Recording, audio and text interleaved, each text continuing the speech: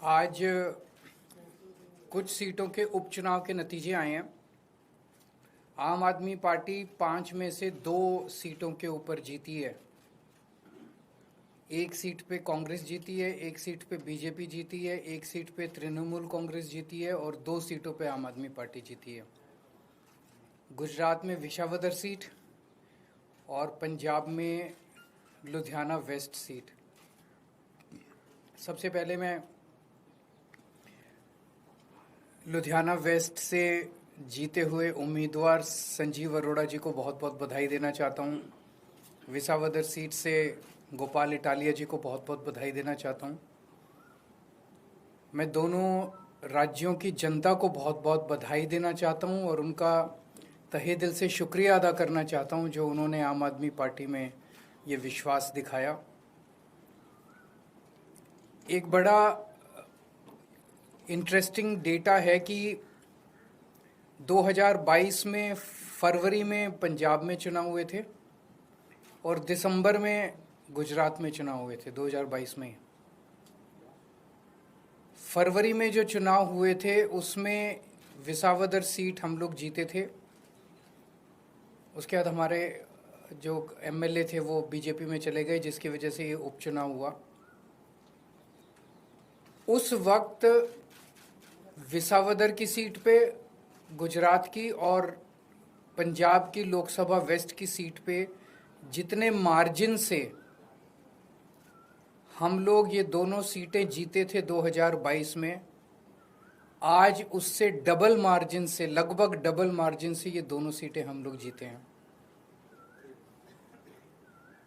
ये एक बहुत बड़ा संकेत इस बात का है कि पंजाब में हमारी सरकार है। इसका मतलब पंजाब के अंदर लोग हमारी सरकार के काम से बहुत खुश हैं। पंजाब में उस टाइम 117 में से 92 सीट आई थी। कहा गया था कि एक आंधी थी आम आदमी पार्टी की। उस आंधी में जितने वोट से हम जीते थे, आज उससे डबल मार्जिन से जीते हैं। कई लोग ये कह रहे हैं कि ये सेमीफाइनल है 2027 का। तो हम सोच सकते हैं कि अगर ये सेमीफाइनल है 2027 का और 2022 आंधी थी, तो 2027 तो तूफान आने वाला है। हम सोच सकते हैं कि जनता आम आदमी पार्टी के काम से कितनी खुश है। और लुधियाना वेस्ट के इस चुनाव ने एक तरह से जनता के मूड को दर्शाया है।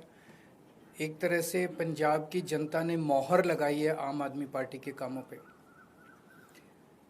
विसावदर के लोगों ने भी डबल मार्जिन से हमें जिताया है। जितने मार्जिन से उन्होंने हमें 2022 में जिताया था, उससे डबल मार्जिन से जिताया है।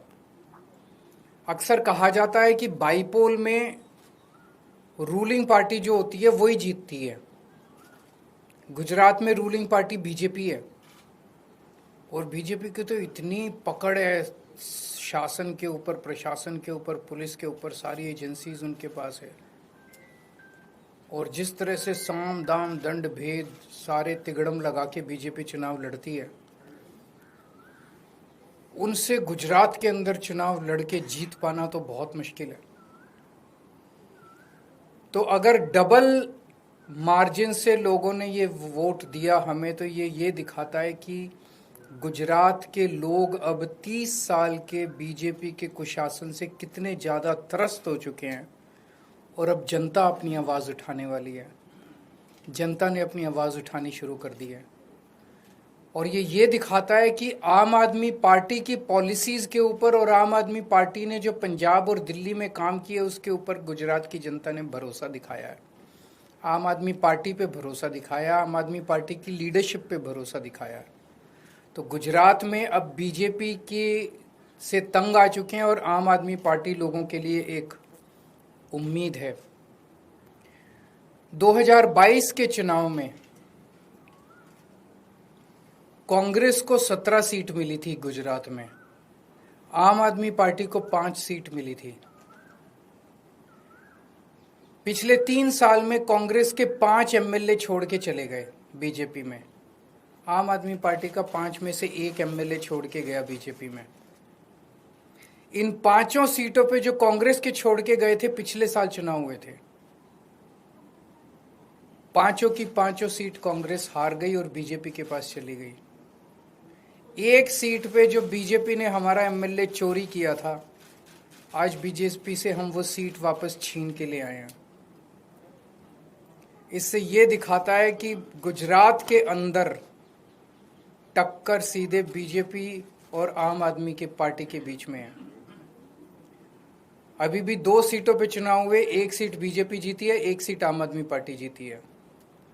और ये दोनों जगह चुनाव कांग्रेस और बीजेपी मिलके लड़े हैं। अब कांग्रेस का स्टेटस सभी राज्यों के अंदर एक ही रह गया है, बीजेपी के हाथ की कठपुतली बनके बीजेपी को जिताने की कोशिश करना।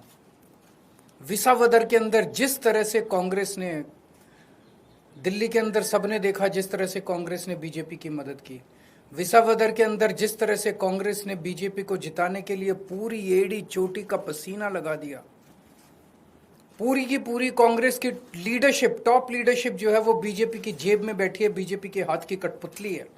एक कांग्रेस का आम कार्यकर्ता बीजेपी को हराना चाहता है, एक कांग्रेस का लोकल लीडर अब बीजेपी को हराना चाहता है, लेकिन कांग्रेस की टॉप लीडरशिप वो देखता है कि वो सारी की सारी बीजेपी की गोद में बैठी है, बीजेपी की हाथ की कठपुतली है, बीजेपी की जेब में है। तो आज मैं इस मंच के माध्यम से कांग्रेस के आम कार्यकर्ताओं को भी कहना चाहता हूं कि कांग्रेस से उम्मीद मत करना कि वो कभी भी बीजेपी को हराएगी। उनकी बहुत कोजी रिलेशनशिप है टॉप पे।